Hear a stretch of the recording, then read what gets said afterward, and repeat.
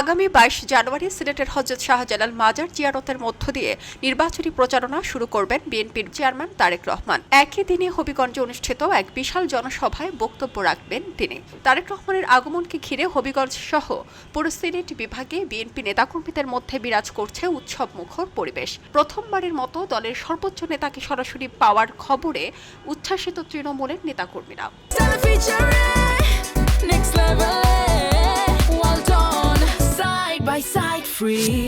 দলীয় সূত্র জানায়, আগামী ২২ জানুয়ারি বিকেল ৩টায় ঢাকা সিলেট মহাসড়কের শায়েস্তাগঞ্জ উপজেলা কমপ্লেক্সের নির্ধারিত মাঠে অনুষ্ঠিত হবে এই জনসভা। এতে প্রধান অতিথি হিসেবে বক্তব্য রাখবেন তারেক রহমান। দলের সর্বোচ্চ নেতার আগমনকে ঘিরে ব্যাপক প্রস্তুতি নিচ্ছে জেলা বিএনপি। ইতিমধ্যে জনসভাস্থল প্রস্তুতির কাজ শুরু হয়েছে।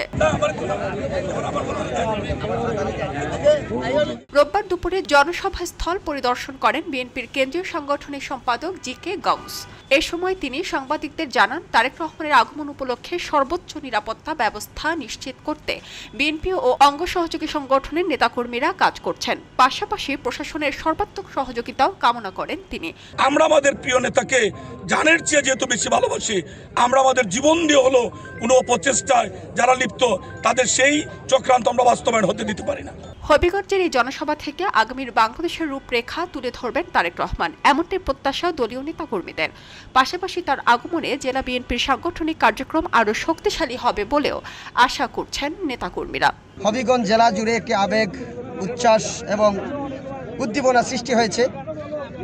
বাংলাদেশের কোটি মানুষের প্রিয় নেতা জনাব তারেক রহমানকে বরণ করা এবং এই সমাবেশকে সফল করার লক্ষ্যে প্রোগ্রামকে সফল করতে যা যা করা দরকার সর্বোচ্চ সহযোগিতা বলেন বা চেষ্টা বলেন বা আমাদের পরিশ্রম দিয়ে সর্বোচ্চ চেষ্টা করব আমরা আমাদের নেতার এই সমাবেশটা, তারুণ্যের প্রদীপ তারেক রহমানের সমাবেশটা যাতে সুন্দর ও নির্ভীকভাবে পরিচ্ছন্নভাবে শেষ হয়। খবরের কাগজ, নিখাদ, নির্ভীক, নিরপেক্ষ।